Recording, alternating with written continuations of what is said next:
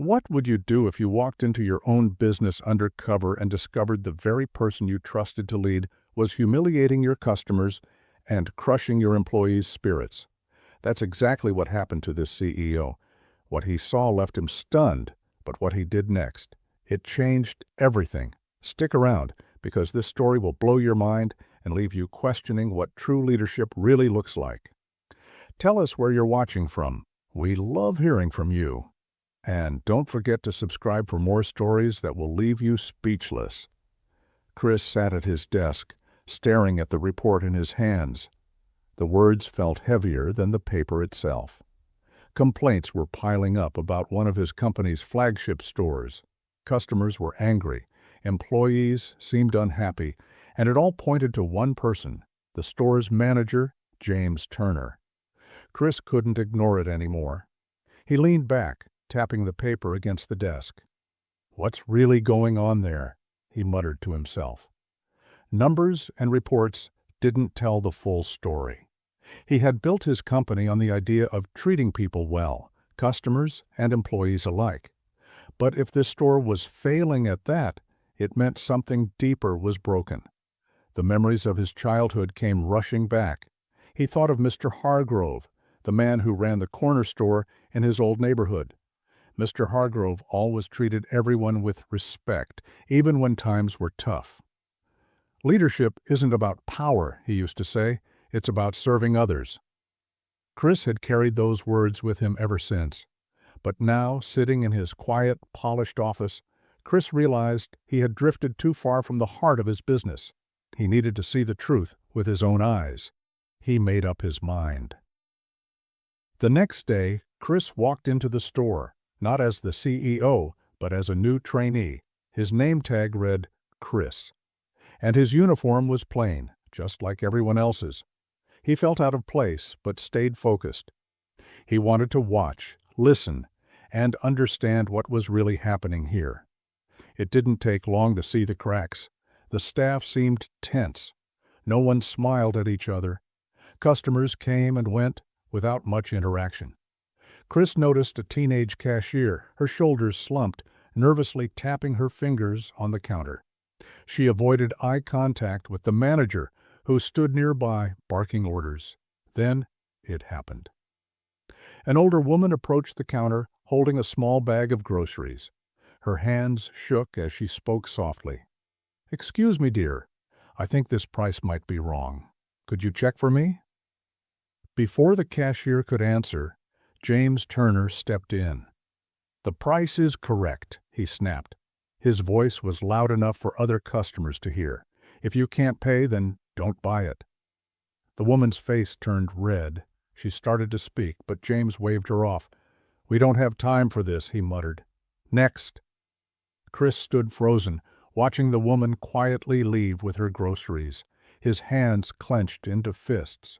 He had come here expecting problems, but seeing this was something else. This wasn't just bad management. This was the kind of treatment that could destroy the soul of a business. As the day went on, Chris saw more of the same. Employees worked like they were walking on eggshells.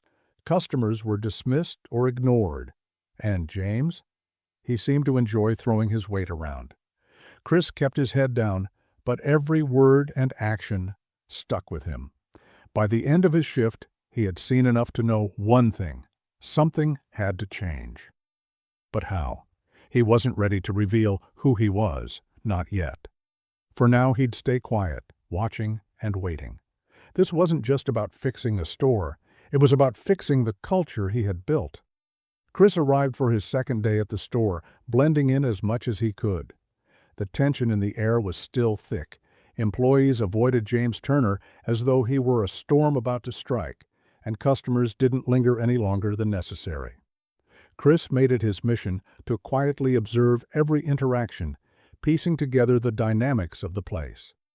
The young cashier, whose name tag read Emily, caught his attention again. She was polite and eager to help customers, but the fear in her eyes was hard to miss. Mid-morning, a small mistake at the register put her directly in James's line of fire. A barcode scanner beeped incorrectly, and Emily fumbled with the system, nervously apologizing to the customer. James swooped in immediately, his voice cutting through the air like a blade. "How hard is it to do your job, Emily?" "It's a scanner, not rocket science." He didn't even look at her, addressing the customer instead. "Sorry for the inconvenience. Some people can't handle basic tasks." Chris watched Emily's face flush with embarrassment. She mumbled an apology, but James ignored her, storming off to the back office. The customer gave Emily a sympathetic look before taking their items and leaving. Later, during a short break, Chris found Emily sitting in the break room, staring at her phone with trembling hands. She jumped when he sat down across from her. "Hey," Chris said gently. "You okay?" Emily hesitated, then shrugged. "I'm used to it," she said quietly. "James is always like that. It's not a big deal." "It looked like a big deal to me," Chris said, his tone steady. "You didn't do anything wrong." She glanced at him, her eyes searching his face as if trying to gauge whether he was serious. "It doesn't matter," she said finally. "I just need this job. My mom works 2 shifts, so I can't quit. If I lose this, we're screwed." Chris's chest tightened at her words. He could see the exhaustion in her face, the weight she carried at such a young age. "How long have you been here?" he asked. 6 months, Emily replied. "It's my first job. I thought it would be different, you know?" Chris nodded, but didn't press further. He could tell she was holding back, and he didn't want to push her too hard. Instead, he let her sit in silence, hoping the small gesture of kindness would mean something. As the day went on, Chris continued to notice similar patterns. The staff worked hard, but every mistake was met with harsh criticism from James. There was no encouragement, no acknowledgement of their efforts. Employees like Emily seemed to shrink under his gaze, while others kept their heads down, avoiding him altogether.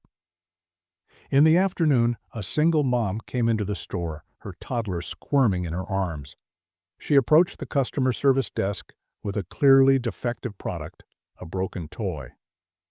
"I bought this last week," she explained, her voice tight with frustration. "It broke the same day. Can I get a refund or at least a replacement?" James, standing behind the counter, barely glanced at the toy before shaking his head. "No receipt, no refund," he said bluntly. "But I have my card statement," she argued, her voice rising. "I can show you when I bought it." "That's not our policy," James replied, folding his arms.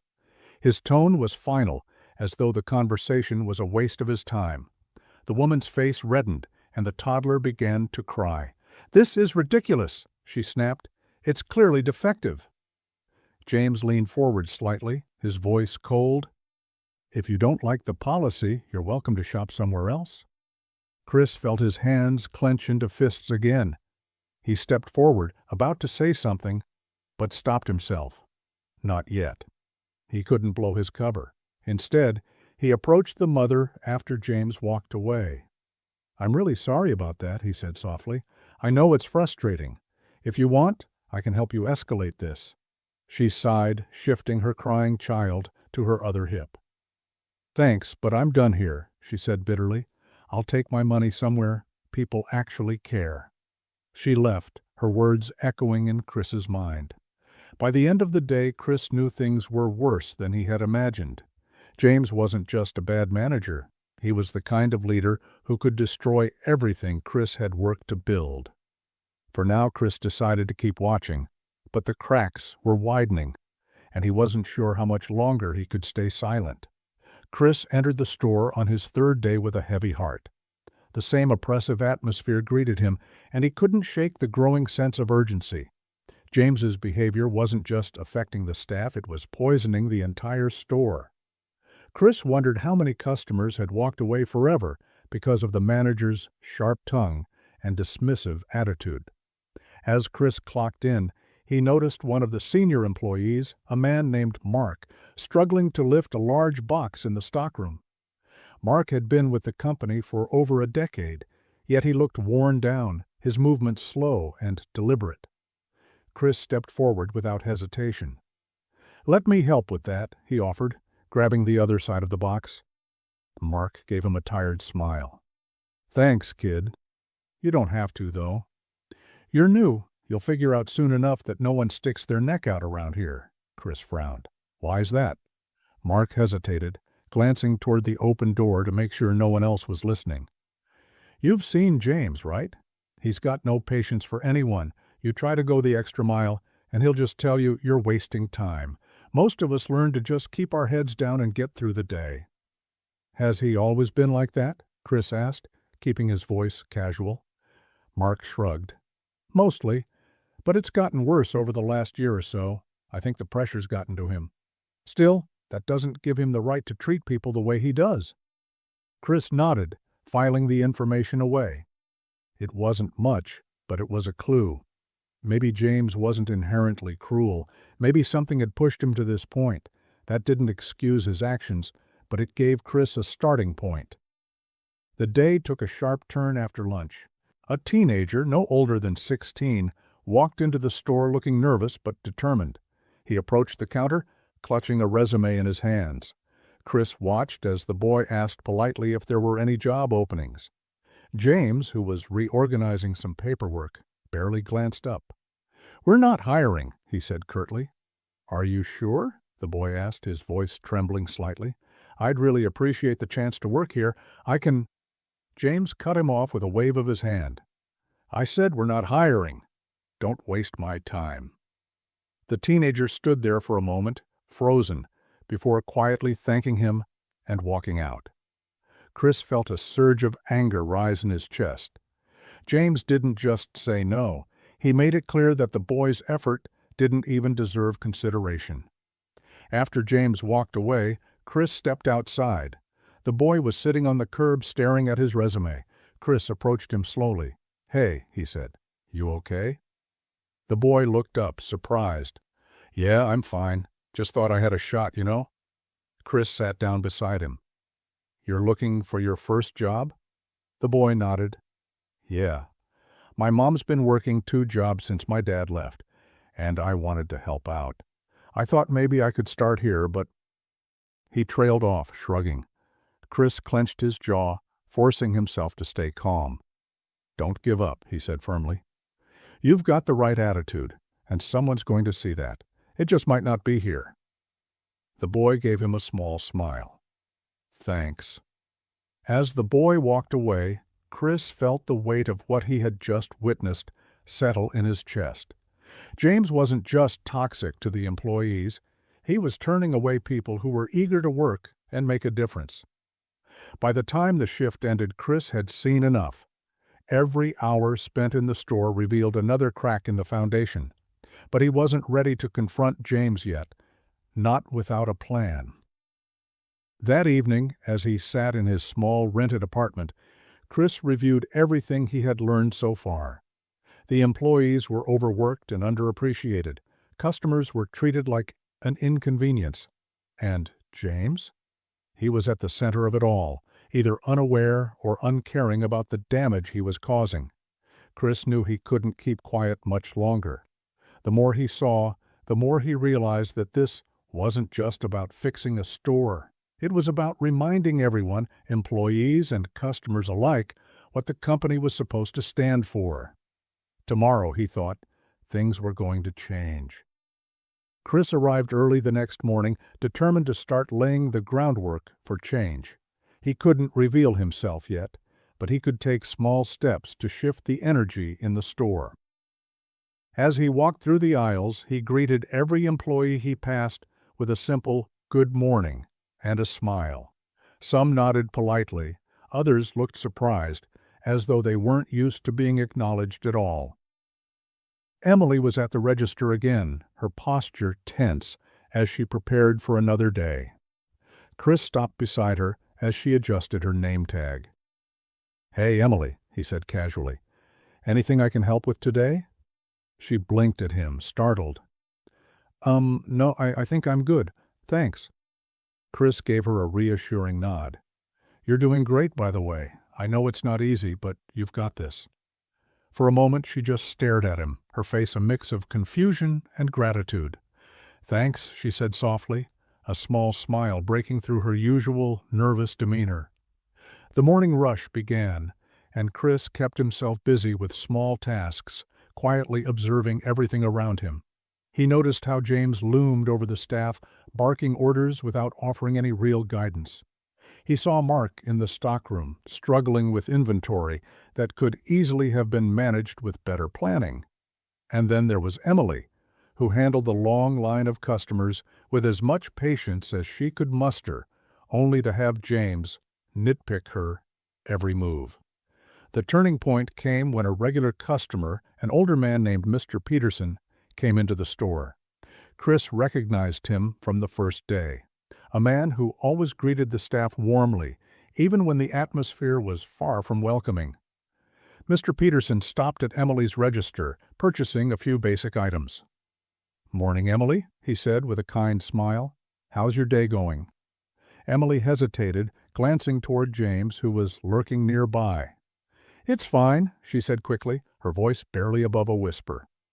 Chris noticed how her shoulders tensed the moment James stepped closer.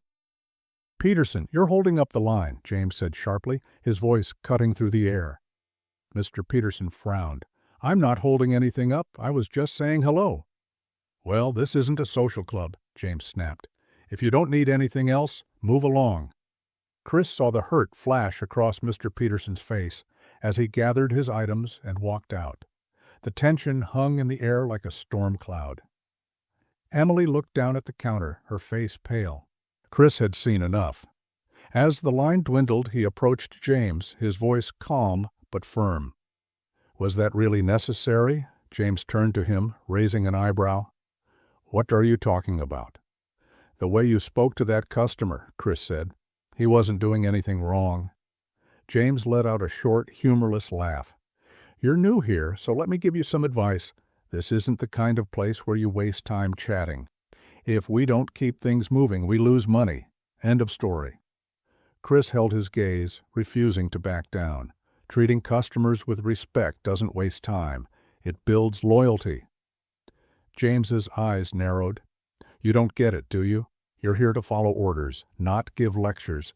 So unless you want to end up on the wrong side of my patience, I suggest you drop it." Chris forced himself to stay calm, even as anger bubbled beneath the surface. "Understood," he said evenly, stepping back. "For now," he thought.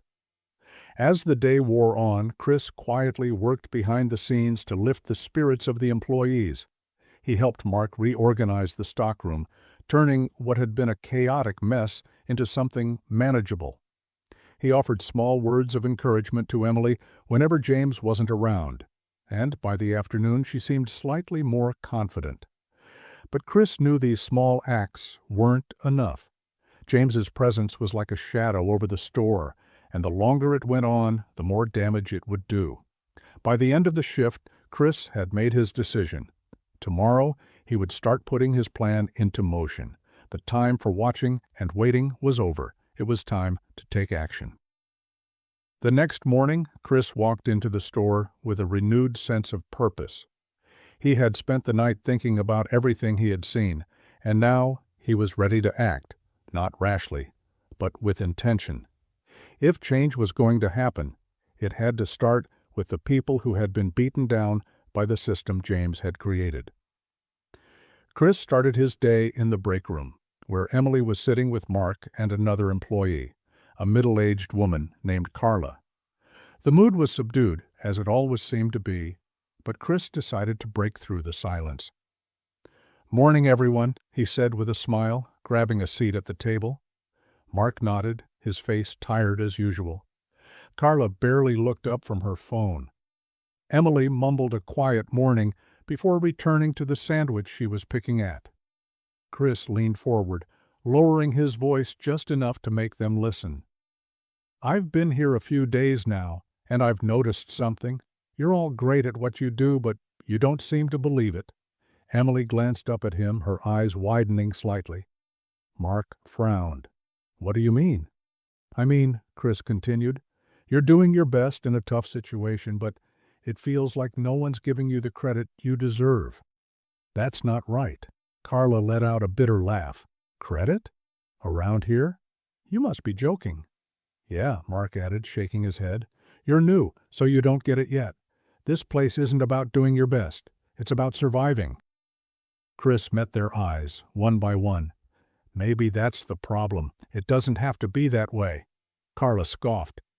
"And what do you think we're supposed to do about it? James runs this place, and he's made it clear he doesn't care what we think." Emily shifted uncomfortably, her gaze flicking to the doorway as if she expected James to appear at any moment. "He'll just make things worse if we say anything," she murmured. Chris leaned back, considering his words carefully. What if there was a way to change things? Not by fighting James directly, but by supporting each other. Small steps, small changes. You don't have to let him control how you feel about your work. Mark studied Chris with a skeptical expression. "That's easier said than done." "I know," Chris admitted. "But I've seen enough to know that you're all capable of more than you realize. If you stick together, James can't tear you down as easily."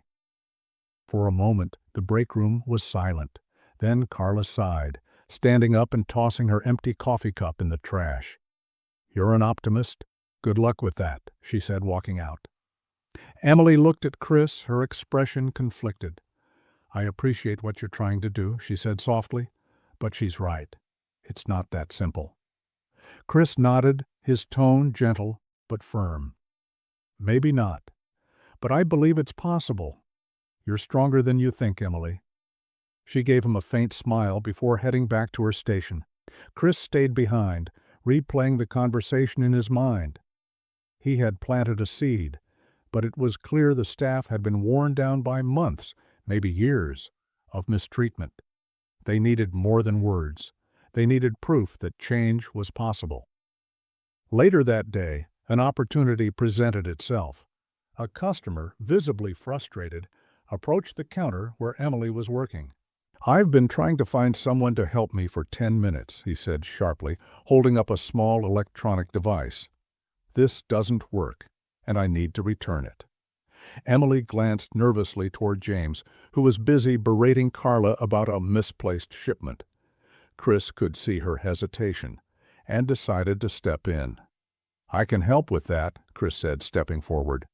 He examined the item, quickly processing the return and ensuring the customer left satisfied. "Thanks," Emily said quietly as the customer walked away. "No problem," Chris replied.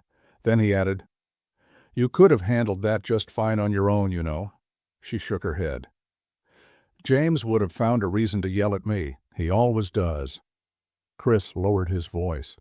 "What if we start handling things differently, just between us? We do our jobs, we help the customers, but we don't let James's negativity get to us. If we stick together, he won't have as much power over us." Emily hesitated, then nodded slowly. "Okay," she said. "I'll try." Chris smiled, feeling a small spark of hope. It wasn't much, but it was a start. As the day went on, Chris continued to quietly encourage the staff, stepping in when he could and subtly building their confidence. He knew it would take time, but he also knew that change had to start from within. By the end of the shift, he felt a small but noticeable shift in the air. The employees weren't as defeated as they had been before. Chris walked out of the store that evening, his mind racing with ideas. He still had a long way to go, but for the first time, he felt like progress was possible. Tomorrow, he thought, they would take another step forward. And James? His time at the top was starting to crumble. The next morning, Chris walked into the store, sensing that something had shifted, even if only slightly. Emily greeted him with a hesitant but genuine smile, a stark contrast to the nervous glances she usually threw his way. Mark gave him a small nod from the stockroom, and even Carla muttered a quick morning before grabbing her coffee. These tiny changes were enough to fuel Chris's resolve. The day began like any other, with James barking orders and prowling the aisles. Chris noticed how his presence made employees shrink into themselves, rushing to avoid his sharp remarks. But this time, Chris also saw something else, small moments where the staff quietly encouraged each other.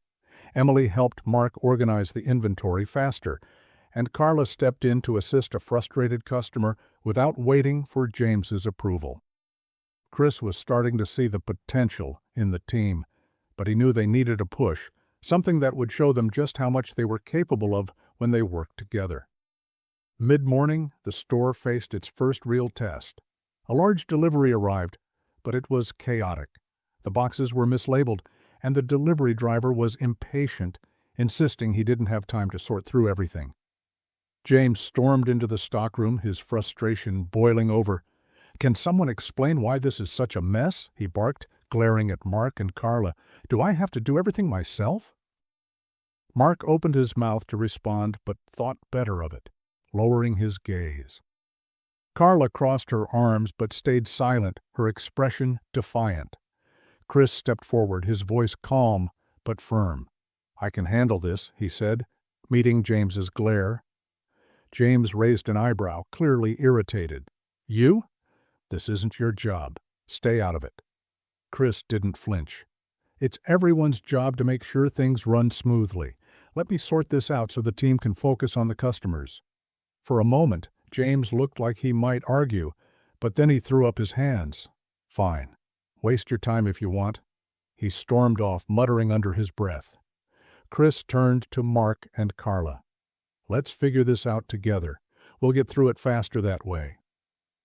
With Chris leading the effort, the team quickly organized the delivery, sorting the boxes and clearing the stockroom in record time. Mark even managed to crack a joke about mislabeled packages, earning a rare laugh from Carla. By the time they were finished, the tension in the stockroom had eased, and a small sense of accomplishment hung in the air. As they stepped back into the main store, Emily was dealing with a long line of customers at the register. Chris could see her struggling to keep up, her hands trembling as she fumbled with the system. Without hesitation, he stepped in to help. "Hey, Emily, I've got your back," he said, taking over the bagging while she focused on the transactions. The customers, who had started to look impatient, seemed to relax as the line moved faster. One even complimented Emily on how efficiently she handled everything. By the time the rush was over, Emily let out a deep breath. "Thanks," she said, looking at Chris with genuine gratitude. "I don't think I could have handled that alone." "You could have," Chris replied with a smile, "but it's easier when we work together." The small victories throughout the day started to add up. Mark seemed more relaxed, Carla was less defensive, and Emily stood a little taller. Chris could see the cracks in their confidence beginning to mend, but he knew the real challenge still lay ahead. James. Toward the end of the day, James called a meeting in the break room, his tone as sharp as ever. "Listen up," he said, pacing back and forth. "I've been getting complaints about productivity. If you don't start pulling your weight, there will be consequences." Chris watched the team's faces fall, the small spark of hope from earlier dimming under James's harsh words. It was the same pattern, tearing people down instead of building them up. When James left the room, slamming the door behind him, Chris turned to the others. "You're not the problem," he said firmly. "The way he talks to you, that's the problem, and it doesn't have to be this way." Mark shook his head. "It's easy for you to say. You haven't been here long enough to know how bad it gets." "I know enough," Chris replied. "And I know you deserve better. All of you." Carla leaned back in her chair, crossing her arms. "And what do you think we're supposed to do about it? He's the boss." Chris's eyes narrowed slightly. Not for long. The room fell silent. Mark and Carla exchanged uncertain glances, and Emily looked at Chris with a mix of curiosity and hope. "Just trust me," Chris said, his voice steady. "I've got a plan, but I can't do it without you." For the first time, there was no immediate resistance. The staff didn't agree outright, but their silence spoke volumes. They were starting to believe, just a little, that things could change. As Chris left the store that night, he felt the weight of what was coming next. The team was beginning to trust him, but James wasn't going to back down without a fight. Tomorrow would be the turning point. One way or another, the tide was about to shift. Chris arrived early the next day, the plan solidifying in his mind. He had been careful so far, taking small steps to build trust among the staff while avoiding direct conflict with James. But now it was time to take things up a notch. He needed to expose James's toxic behavior, not only to the team, but also to the customers, the people whose loyalty was the foundation of the company's success. The morning rush was just beginning when the first crack appeared in James's carefully constructed facade. A regular customer, Mr. Peterson, returned to the store. This time, he approached Chris directly, a faint smile tugging at his lips. "You're the one who helped me last time," he said. "Think you can do it again?" Chris nodded. "Of course. What can I help you with?" As Chris handled Mr. Peterson's request, a minor issue with the return, James appeared, his expression immediately darkening. "What's going on here?" he demanded, his voice sharp. Mr. Peterson turned to him, his tone calm but firm. "This young man is helping me, unlike last time, when I was told to move along." James's face flushed. "We don't have time for unnecessary delays," he snapped. "If you have a problem, take it somewhere else." Chris stepped in, his voice steady but resolute. "It's not unnecessary to treat customers with respect. Mr. Peterson is a loyal shopper, and it's our job to make sure he's satisfied." James turned on Chris, his frustration boiling over. "You don't get to tell me how to run my store. If you want to argue, you can find the door." Chris didn't flinch. Instead, he glanced around the store. Customers and employees alike had stopped what they were doing, their attention fixed on the confrontation. Chris knew this was the moment he had been waiting for. "Actually," Chris said, his tone deliberate, "I do get to tell you how to run this store because it's not your store, James, it's mine." The room fell silent. For a moment, James simply stared at Chris, disbelief etched across his face. "What are you talking about?" he said, his voice quieter now, but no less sharp. Chris reached into his pocket, pulling out his company ID badge, the one he hadn't worn since he'd started this undercover mission. He held it up, letting everyone in the room see the name and title printed clearly. Christopher Hayes, CEO. Gasps rippled through the store. Emily's eyes went wide, Mark's jaw dropped, and even Carla, who rarely showed emotion, looked genuinely stunned. James, however, was frozen, his face pale as the reality of the situation hit him. "I've been here for a week," Chris continued, his voice calm but filled with authority. "I've seen how you treat customers, how you treat employees, and I've seen enough." James's mouth opened, but no words came out. He looked around the store as if searching for someone to back him up, but the expressions on the faces of the staff and customers told him all he needed to know. No one was on his side. Chris turned to the employees, addressing them directly. "I've watched all of you work under conditions no one should have to endure. You've been criticized, dismissed, and treated like you don't matter. But you do. This company was built on the idea that people, both employees and customers, deserve respect.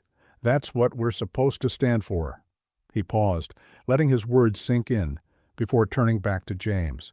"You've failed to uphold that standard, and because of that, you've failed as a leader. Effective immediately, you're suspended from this position. You'll hear from HR about the next steps." James's face twisted in anger, but he didn't argue. He knew there was nothing he could say. Without another word, he grabbed his coat and stormed out of the store, slamming the door behind him.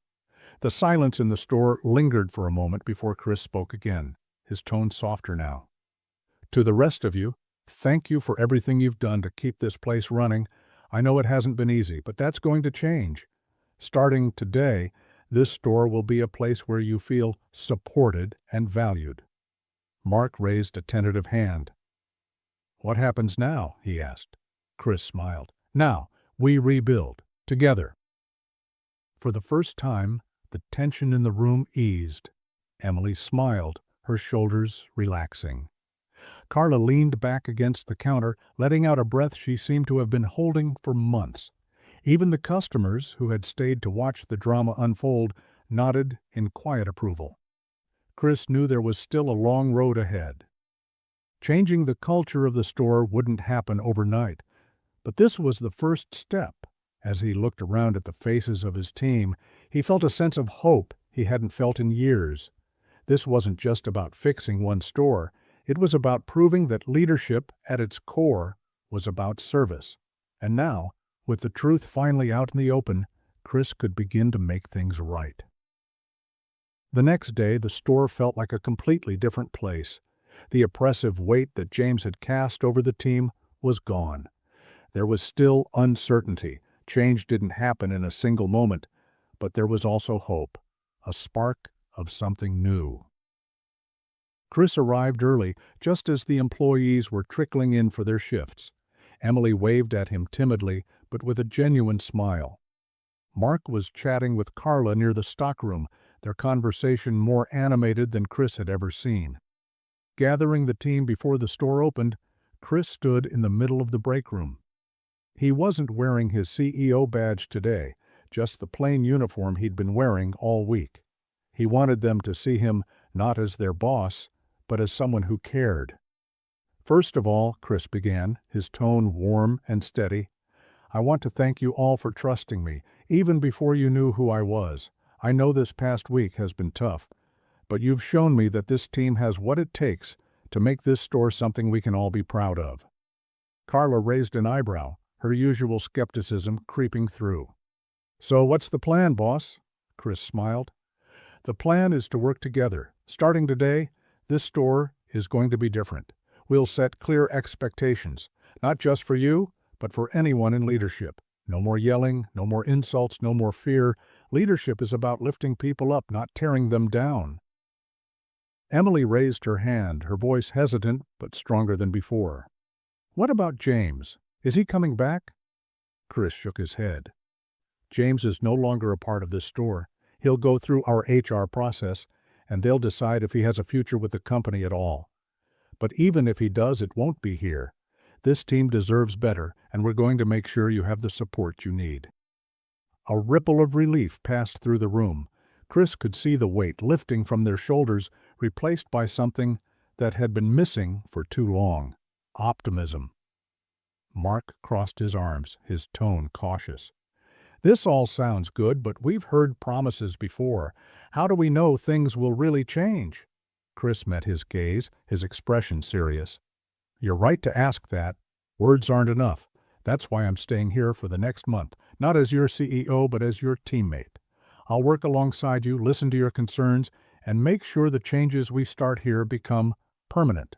If there's something we need to fix, you can come to me directly." Mark looked surprised, but he nodded slowly. "Fair enough," Chris continued. "On top of that, I've arranged for leadership training for anyone who wants it. If you've ever thought about moving up in the company, this is your chance. And for the rest of the team, we'll be adding more staff so you're not stretched so thin. You've all carried too much for too long." Emily spoke up again, her voice steady this time. "What about us, like the day-to-day stuff? How do we make this store better?"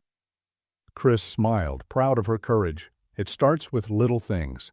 Take pride in your work, support each other, and treat every customer like they matter. You've already got the skills, you just need to believe in yourselves again, and I'll be here to help every step of the way." As the team dispersed to start their shifts, Chris could feel the energy in the room shift. The employees were talking to each other, offering to help where needed. The atmosphere was lighter, more collaborative. Throughout the day, Chris made a point of working alongside the staff. He stocked shelves with Mark, who shared stories about how the store used to run when it first opened. He helped Emily handle a difficult customer, praising her afterward for how calmly she handled the situation. Even Carla, who had been skeptical of him from the start, cracked a rare smile when Chris joined her at the customer service desk to sort through returns. The turning point came in the afternoon when Mr. Peterson returned, this time with a bag of groceries and a smile on his face. "I just wanted to say thank you," he told Chris.